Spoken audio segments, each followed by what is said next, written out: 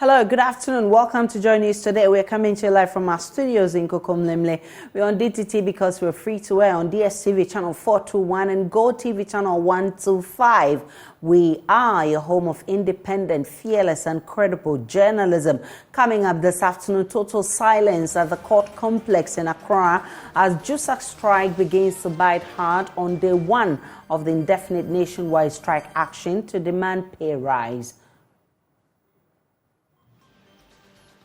Also this afternoon, as we observe AU Day, today experts are asking the African Union to present a united front for Africa's voice to be heard on the international front. We have details of why the fight against corruption has not been successful in the region.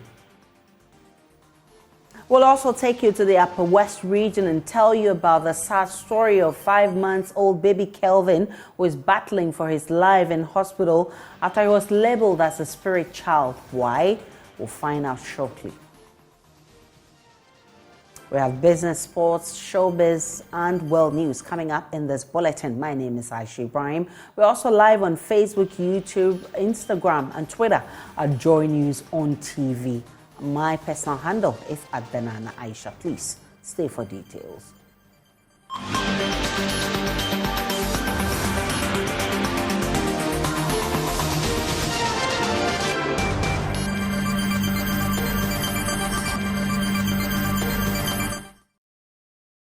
There's dead silence at the court complex in Accra as the Judicial Service Staff Association of Ghana's nationwide strike is beginning to bite hard. Some unsuspecting clients who visited the court this morning expressed their frustration over meeting an empty court premises. We'll hear from one of these frustrated persons shortly, but my colleague James Aveji has been to the court and reports. Absolutely nothing is happening here at the court complex in Accra. Now, on a normal day, the background you see there would have been buzzing with activities, cars coming in and out, people moving in and out of the courthouse. But today, following the strike, indefinite nationwide strike that have been declared by the Judicial Service Staff Association of Ghana, every activity at the court have been brought to a halt. The demand of these workers is that government need to, with immediate effect, review their salaries. They make the point that every 2 years, government is supposed to review their salary. But for the past 2 years and 5 months, government has been unable to review their salaries. And so they are calling for that. They have been making the calls for the past few weeks. But following during their press conference yesterday, they made it known that all efforts to get government to do what they are asking for has proven futile. And so they have directed that every worker of the judicial service, from the receptionist to the court clerks to the registrars, all of them go on strike. And so for those clients who have visited the courts today, this morning, in order to either appear in court or do some paperwork in the court, have all been turned away. We can listen to some of them who have been expressing their frustration to Joy News. I have a case in Land Court 5, and the case is supposed to come on Monday. But I just wanted to come and verify whether it will come on. Actually, I'm not aware that the judicial service is on strike. I don't know. So I came here, I didn't see any people. So I called my lawyer's office and they said they are on strike. The lawyer said who is on strike? The lawyer's office, the chamber, a clerk there told me that they are not working today because they are on strike. So which means when you came, there was nobody in the office until you called your lawyer? Yeah, but I couldn't get anybody, I couldn't see anybody. And really, if you ask anybody to know what is telling you anything, you see. So in fact, first I thought because it was, today is a AU day, that's why they are not working. So I called the lawyer's office and I was told that they are on strike. What do you do from here? Oh, I'm going to the lawyer's chamber. I've called, they say, the clerk says he has now come. So I'm going there. Really, the case is supposed to come on Monday. So I'm also to travel. So I'm waiting tomorrow. If I don't hear anything, then I have to travel tomorrow. Which means that Monday you will not come here any longer. Yeah, if by the close of Friday they are not be able to resolve that issue, then it means Monday too, there wouldn't be any work. When I got to the gates, I saw that the gate is open, but nobody is there. No court official is there. No court officer is there to talk to you. The frustrating. No, the frustrating. I'm even afraid to get inside because if the court officers are not there, you go inside. What happens? So I think they should even have somebody at the gate, either in front of the gate or at the gate of the court, to turn us back or tell us something. It's frustrating. When was your case supposed to be heard? Today we have other motions. I use the court almost every day. I have court almost every day. I have court almost every day. I work in charge of OSU store cases and my personal company cases. So I'm here almost every day. And I don't think this will help even the state because the revenue is also going. How would the inability of the court to hear your case or the case to proceed, how is it going to affect you, especially your company? Yes, as I stated earlier, it's frustrating because, for instance, I have a garnishee order to take money for the court to give me order for the banks to come and pay us money. Without the court resuming, you cannot come. You don't even know when they are coming for you to know when you are taking even your money. You understand? We have a garnishee order. We file motion we are applying for garnishee for the banks to come and pay us money. You don't know when. You don't even know when. So I'm pleading. I know the court is a court of law, and they will not do anything in a vacuum. They must have a reason why they are doing this. So I'm pleading with the state.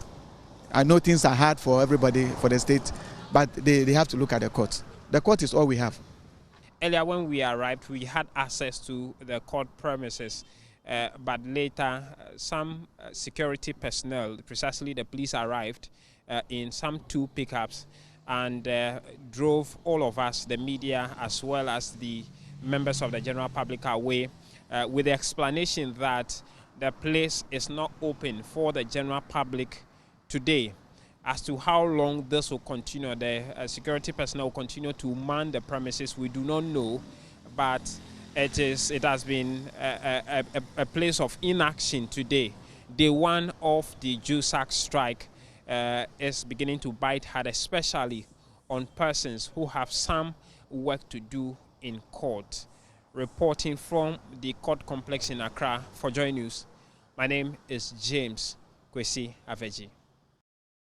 Away from the court, Minister for Lands and Natural Resources Samuel Abojinapo has charged managers of the Forestry Commission of Ghana to chase out illegal miners whose activities are threatening the safety of the country's forest reserves. Speaking at the commissioning of a new Forestry Commission office for the Eastern Regional staff, the minister charged service staff in the region to execute their mandate without fear or favor.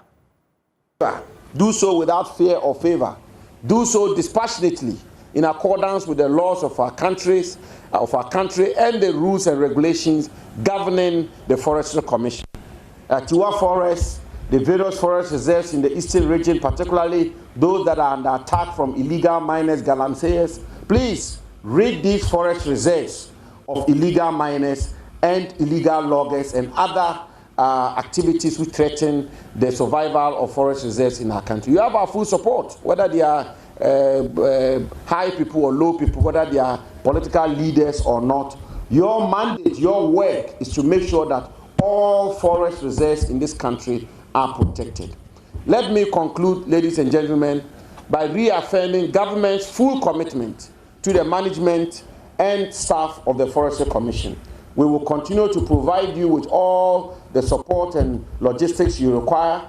I'm very familiar with some of your challenges. Issues of welfare are very important, and we're going to take a look at that. Issues of training are very important to you, we know, and we're going to take a look at that, as well as issues of empowerment,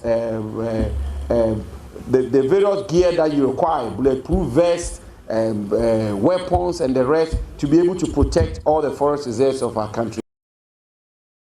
Chief Executive Officer of the Forestry Commission, Joseph Alote, said the new office will help staff properly manage the key forest reserves, numbering 40 in the region.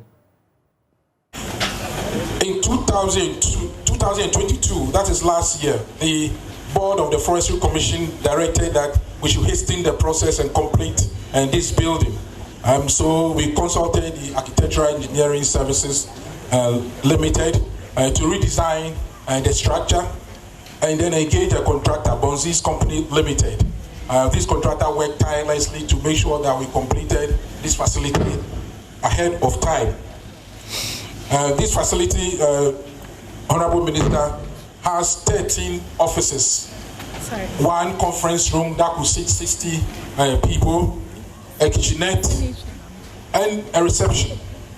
We have water storage facilities here, and we have enough land around the facility to plant more trees. Chairman, this office will manage 7 forest districts, namely Oda, Chibi, Kene, Begro, Raiso, Somanya, and Dokokrum forest districts. We have 49 forest reserves in this particular region, covering about 1,887 kilometers. This includes the Etiwa Forest Reserve, which has large deposits of bauxite, and then acts as the headwaters for the Brim River, River Densu, and then Ayensu. The famous Boti Falls is in the Boti Forest Reserve in this particular region. The Sina Forest Reserve at Oda hosts the biggest tree in West Africa. Honorable Minister, protection of the forest reserves in this is very important to make sure that we derive full benefits.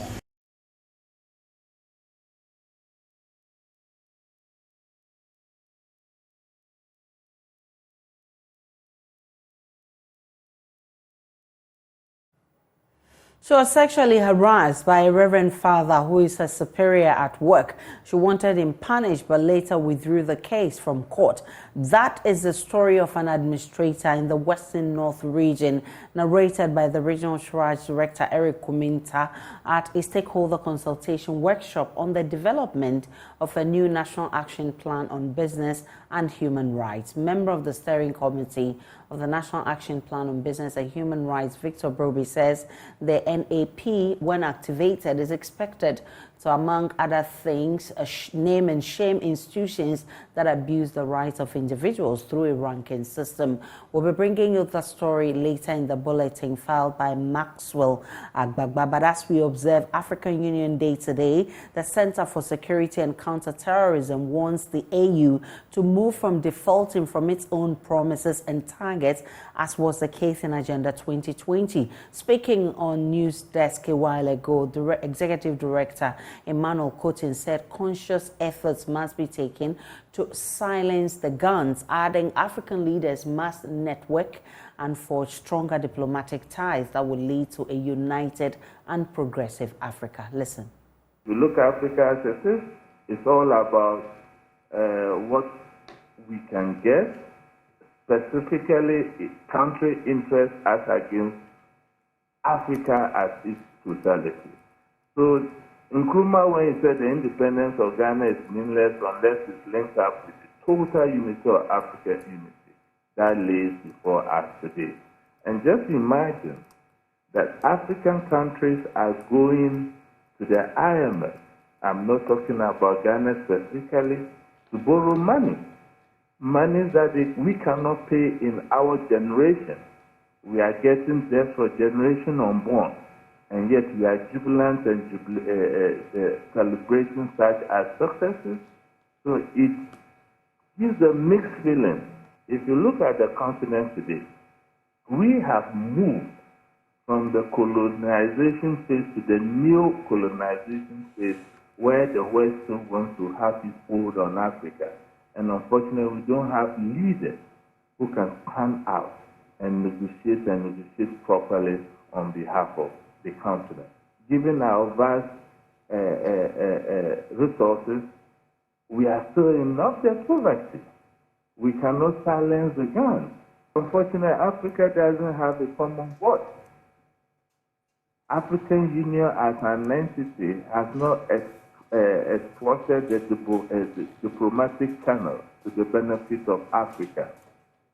African leaders are not generational in thinking. African leaders are particular about what they can achieve. Well, member of the AU Advisory Board on Corruption, Adam Senano, on his part, says interference from African governments in the fight against corruption is the reason the continent hasn't been successful in that cause. The state of progress is not much to write home about.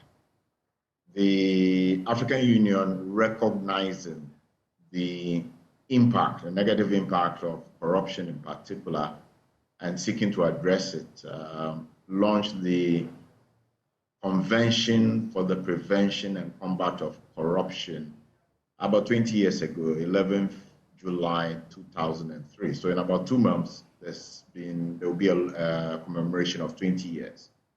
In that period, we've had, I think, 48 of the 55 countries ratifying the convention. So that's probably about almost 90%, 87%. But out of that, only about 17 of them have submitted baseline reports. So that gives you about 35% of the 48 or 30% of the 55 member states, which is a very poor level because first you needed a baseline report and then you had to submit annual reports of a standard nature for us to see how well we're doing. Over the period, we haven't had many of the countries doing regular reports. Indeed, in terms of country reviews, I think only about 10 countries have done a complete country assessment on the levels of corruption and what is going on. So as a continent, we are not doing very well. We are not doing much. Even though we have ratified almost 90%, most of us do not appear to be making serious strides. Most countries, I know many of the countries have national anti-corruption authorities who are supposed to be promoting this drive. It looks like there is some kind of influence from government entities so that these authorities don't have the entire wherewithal nor the space to be able to take all the actions that ought to be taken to bring progress. We can now go back to our earlier story of a national action plan where Regional Triage Director Eric Kumin says that at a workshop consultation on the development on the National Action Plan on Business and Human Rights, that document will help name and shame institutions that abuse the rights of workers. When perpetrators are punished, that will serve as a deterrent to others. The Western North Regional Director of the Commission on Human Rights and Administrative Justice, Eric Kumi Inta, sharing some of the cases his office has been dealing with and how the new National Action Plan on Business and Human Rights will help address the problem. It's a case that came to our office and it's involved one of these hospitals. The Reverend Father, who is the director, sexually harassed an administrator, and the case came to our outfit. And what I said was that we were on the case where, in fact, the matter went to court when later on the complainant came and withdrew his case. And so we had no strength to, as it were, battle the case again because we were going to lack evidence. We've had complaints about sexual harassment, and it's not one or two, but we've gone into it. And the most painful thing is that the most painful thing is that when it gets to a point where the perpetrators has to face the law, then the complainants will come and withdraw their case. But when that happens, you are stuck because you by all means definitely need an evidence in court. The National Action Plan on Business and Human Rights, when activated, would deal with a wide range of business-related abuses like poor remuneration, shoddy work by contractors, abuse of employees by employers, and different forms of human rights abuse in businesses in Ghana. But the issue of sexual harassment in businesses continues to remain topical at the consultation workshops to gather views that will help in the development of the National Action Plan. Lead member of the drafting of the action plan and member of the steering committee, Victor Brobe, says aside from the issue of sexual harassment, there are multiple issues that affect women in the workplace. Definitely there will have to be language in the plan in which we'll charge certain regulators and certain policymakers with improving the sexual harassment conditions in Ghana. This might include clarifying rules relating to sexual harassment, and it may also even include just taking steps to improve gender-based workplace discrimination, broadly speaking. Because even beyond sexual harassment, there were issues that arose in respect of promotions. There were issues that arose in respect of the pay gap, women just getting paid less than men. So there are sort of multiple issues that exist when it comes to women in the workplace that we need to pay attention to, and that this process will hopefully help address. He says when activated, the National Action Plan on Business and Human Rights is expected to name and shame businesses engaged in or abuse rights through a ranking system. We are going to create a business and human rights rating system. In other words, SHRAJ, in conjunction with other stakeholders, are going to rank companies on their compliance levels with business and human rights norms. So to the extent to which you undertake human rights due diligence policies, the extent to which you have human rights policies in place, the extent to which you are good human rights citizens. And of course, these rankings will be published and would serve as a guide to the general public that wants to interact and be consumers of these companies. Chairperson of the steering committee, Dr. Sylvia Adusu, says the NAP, when activated, will enhance the protection of rights.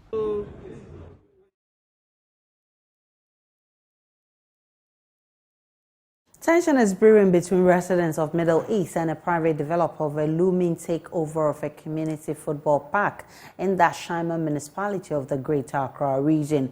The aggrieved residents claim schemes are underway by some faceless individuals at high places to sell off the last football park they depend on for their social events to a private developer. They say they will resist the move. My colleague Carlos Caloni has the rest of the story. This is the Kokonte Park in Ashaiman, Middle East, which serves as the only grounds for social events and emergency gatherings for the past 40 years. But seeing these stones and container on the park overnight, residents say they suspect some faceless individuals at higher places scheming to sell off the park to a private developer. Speaking to Joy News, an opinion leader of the Resident Association, Ian Morty, warned that they will resist any attempt to take over the park. This park has been used for over 40 years by the community, for funeral, for vaccination, for disaster. But about 2 weeks ago, there's this young man called Nana who has come and has encroached on the park and telling us that it belongs to him. We suspect that what he is doing, he's fronting for somebody. And he has the backing of the Terrorism Development Corporation, TDC, the Municipal Assembly, Ashman, and other political elements at the very top of government. We will resist any attempt to take over this very park that serves the whole community. When contacted, the said developer Nana Ohenejan accused the resident of throwing dust into the eyes of the public, since the said parcel of land only shared boundaries with the park. I'm not taking a community park. It is a park of the community that share boundary with my land that was allocated to me. They are throwing dust into the eye of the public that I am taking a public park. It is a land that has its genuine document and acquired through TDC legitimate process. Reacting to these claims, the protocol officer of the TDC Development Company Limited, Ian Okwe, explained that based on the map of the community, the residents have no case. The land in question, as you can see, is not part of the football park. There's a request that came from the Tema Traditional Council to the Director of Estates then of TDC that as all those allocations are being done, this 2 plots was to be allocated to Kobla Sebuabe. So all documents covering that particular allocation or request was done. Per eyesight, you think that the whole stretch is a community park, but the park has its dimension. But the assembly member for the Ni Tete Amwe East electoral area, Azogi Ananga, who doubles as the presiding member for the Ashaiman Municipal Assembly, insists the TDC Development Company Limited must relocate the private developer. I think that TDC should relocate whoever they have given this place and allow us to have our park. When we are going to do shift match, this is where the boys do rehearsals, funerals, adoris, even if there's earthquake, where do we go? On his part, the municipal chief executive of the Ashaiman Municipal Assembly, Albert Boachi Otri, added that they would dig further to know how the land was acquired by the private developer. The collaboration should be there. The assembly will have to sit with TDC to find out from them how it happened, because so far as I'm concerned, we also have a site plan that covers the whole area. And if they mention traditional council, we will bring them to also explain to us how it came. From Kokonte Park here in the Ashaiman municipality, my name is Carlos Caloni for Joy News. Upper West Region, baby Kelvin was born 5 months ago and after a week developed cerebral palsy with seizures. He was admitted at the Upper West Regional Hospital and the condition was well managed for a week before he was discharged. He was, however, labeled as a spirit child by the community members and expected to survive. His parents took him to a native doctor or a medicine man for consultation and treatment at Yiziri in the Nadoli Kelio district. Baby Kelvin was neither breastfed nor given any food item except the herbal drugs given to him for 3 days. Joy News' Upper West Regional Correspondent Rafiq Salam, who visited the hospital, reports that the baby came back to the facility in worse condition with sores dotted all over his back and buttocks. Viewers are warned the pictures may be disturbing. Baby Kelvin was born 5 months ago and became unwell, resulting in a mother bringing him to the Upper West Regional Hospital, where he was admitted at the pediatric unit of the hospital. According to pediatrician specialist at the Upper West Regional Hospital, Dr. Akanzo Matilda Jekele, baby Kelvin had cerebral palsy with seizures, a medical condition that they have managed at the hospital for a week before he was discharged. He was born with a condition known as beta asphyxia and developed seizures, what we call seizures. And the mother had been in and out of hospital, various hospitals within the municipality, and eventually came to us. And we managed this child to control the seizures and discharged subsequently. So the mother brought baby back for review. For some reason, we decided to admit and manage the child further and discharged when the seizures were under control. She was adequately counseled, but went home, and pressure from family, they decided to pursue alternative care, which is the herbal treatments.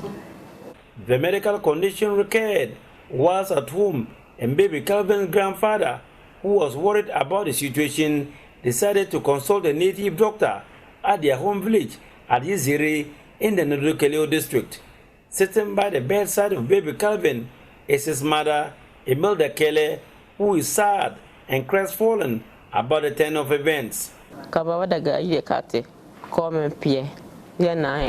was told that I may have made sarcastic comments or looked down on an elderly person, and he's the one pulling the strings on the baby. The other thing is that baby Kelvin may have been a spirit child. Being one of the foremost country's private educational institution established in 1963, the Association International School has launched its Founders Day and the school's 60th anniversary in Accra with a promise of contributing to development of the country's human resources to become thinkers and innovators. More in this report.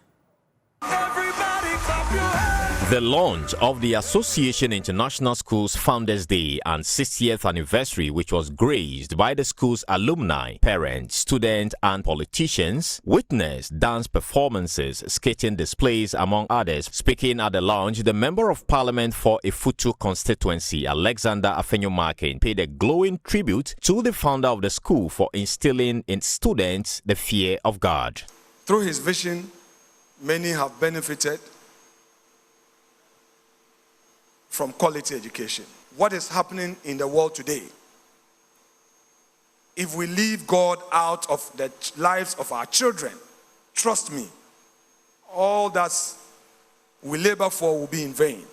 It is on that note that I admire and respect the focus of AIS to introduce God in the lives of the children here. Speaking to the press on the sidelines, the headmistress of the school, Audrey Doyumo, said the school will continue to contribute its quota to the training of Ghana's next generation of thinkers and innovators. Our children are not rote learners. They are risk takers, they are collaborators, they research. If you see the quality of work that the children produce, you will be able to tell that these are future entrepreneurs, creative students who we're producing are going to be able to give to the country and the world at large. Unveiling the founders' bust on behalf of former President John Agyekum Kufuor, the former Member of Parliament for Trifu Atimokwa constituency, Abraham Juma Odum, urged the school authorities to bridge the gap between the past and present. Gradually, children in the urban centers are getting so much detached from the traditional roots. So I will wish and I will suggest to management that once a while they organize something like a trip down to the villages. Commending AIS for its pioneering roles in educating Ghanaians, the Deputy Minister of Education, John Ntimfodjo, revealed efforts are in place to ensure private schools charge fees based on their categorization. AIS has paid their dues, they've contributed well. They trained students not only to remember things, but to apply. We have low-cost private schools, and then we have the medium to high-cost private school. Each have unique services they provide, but all must be within a certain range, and we are constantly engaging private schools to keep it within those ranges. Some parents and students share their opinions on the impact AIS continue to have on their lives with Joy News. Once I came to AIS, I was a really unruly student. But now, as I've traversed, I've gotten better in my academics, learned time management skills, all sorts of important stuff that I would need later in life. When we look at what is going on social media now, it's very important that parents are hands-on, but it's not just the school. Parents have to work in tandem with the school to ensure that when we say the future leaders, we really know and we are sure that we can go to sleep and then they will take over from us. From the Association International School here in Accra, my name is Carlos Keloni for Joy News. Let's take a break on Joy News today. When we return, there's more coming from business.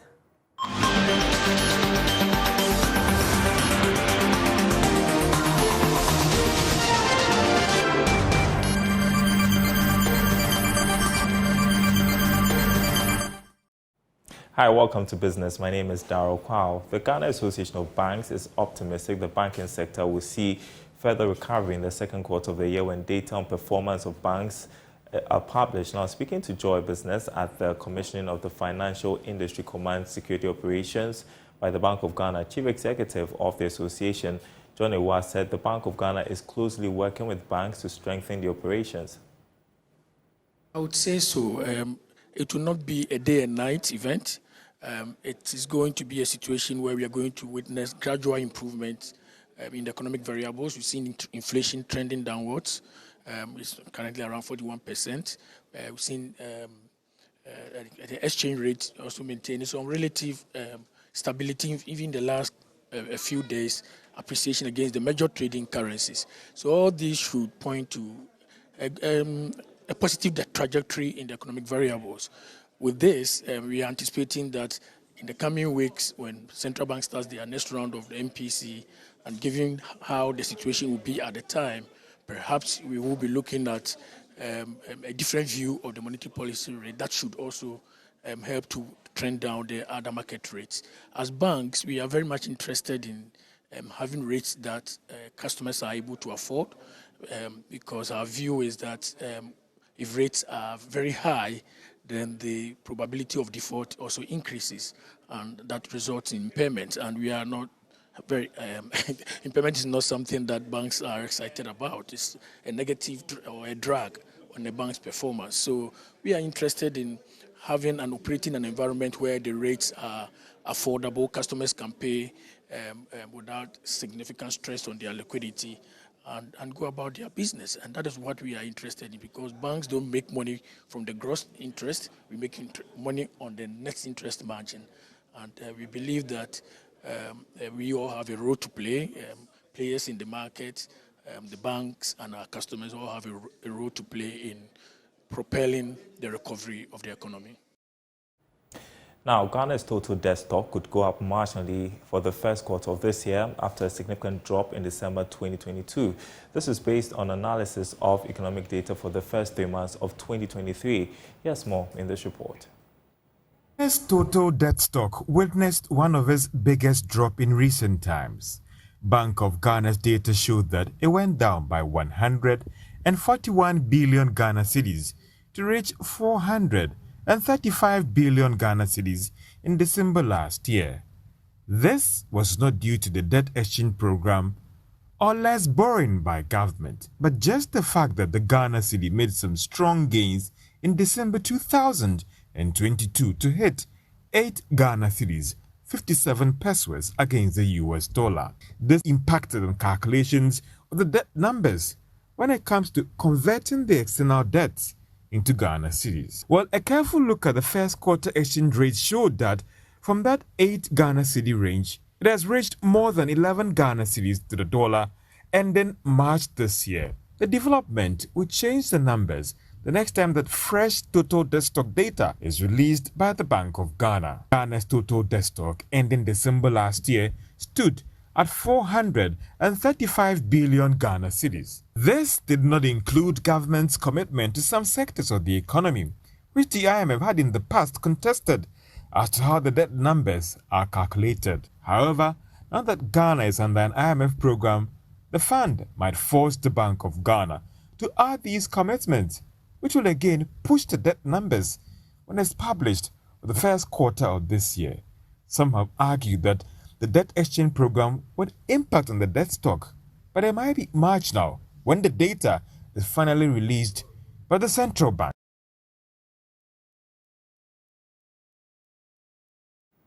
And that's business. There's more coming up after this break.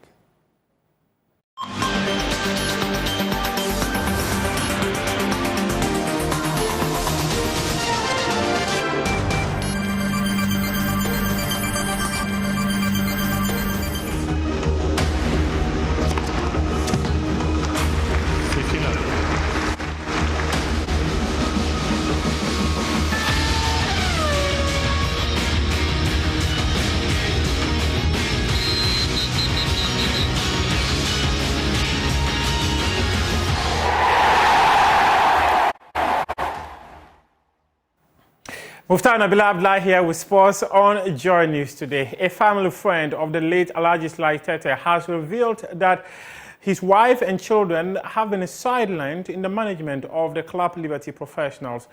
According to him, Alhaji Isa Inusa, he believes that the family should have a say in how the club is led by Felix Anson, who is the current investor in the Division 1 League club. If you have to talk about owners of Liberty, that Anson should be the 5th owner. The first owner should be the great national chief imam, Malam Amma, late Alhaji Ibrahim Slaitete, and myself sitting here. I never mentioned this to anyone. I never say it. But these 4 people are the real owners of Liberty Professionals. You can add Anson. I wish one day Anson would come to me, approach me and say, this is the signed contract he has with Sly. Because every document that Sly has, I have copies of it. And just recently, I actually gave back all Sly's documents to his family. It's on my table right now. I can easily show them to you. In front of their lawyer. So do you have interest in Liberty Professionals? I really don't have no interest. I really don't have interest. I have no meaning to have interest. My interest in Liberty is to make sure that Dada Anson, we call him Dada Anson, meaning Felix Anson, will have to only do one thing for me. Just do his own due diligence to take care of Sly's family. Don't leave them as if they have nothing in Liberty. And that's where I have issues with Dada Anson. If you can call Dada Anson right now and speak to me and let me ask him questions, or he can ask me questions, I'll be more than glad to give him a listening ear, and vice versa. Alaji Isa Inusade speaking on Prime Tech. You will have details of that conversation on the AM show tomorrow from 7:10 a.m. Let's hear from Black Princesses head coach Yusuf Basigi, who says that the girls are being put into paces to ensure that they are ready to win this year's Waffle B Under-20 competition, which is currently ongoing in Kumasi. He says that following their first win against Benin, the team has been working very hard to be able to progress to the next stage of the competition. We need to open their lungs by pushing them a little bit so that we rekindle the endurance level. So that is why after the technique development, we had to take them through small-sided game, which is quite intensive, but very short, because we need to do that so that it will awaken them, for them to prepare mentally that there's a task ahead. And after that, that is why I started taking them through, and then we'll continue to do that at every session with the scoring. So prepare their mind where to score, and then patience.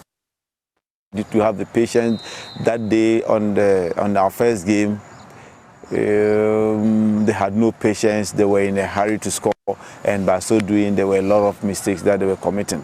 Otherwise, we would have beaten them more, many goals. So that is why I have started with that, and we'll continue. Rehearsing over it, and also with our ball possessions, and then when to defend defensively, how to organize our defense, and then when to go for medium pressing and high pressing. So we are combining all with the assistance of the video analyst. We are going through the segment step by step. I'm even expecting more than that, because with their support, in fact, it really boosts the morale of the players, and we will need them to come in their numbers this time around again until we get to finals and eventually win the trophy. Of course, it's not going to be an easy task, but that is our mindset. And for that matter, I think we really need the supporters to come. They need the supporters to come and throw their weight behind the girls to be able to win their subsequent matches in the competition. That is your sports. For now, we do have more sports stories on myjoyonline.com. We appreciate your company.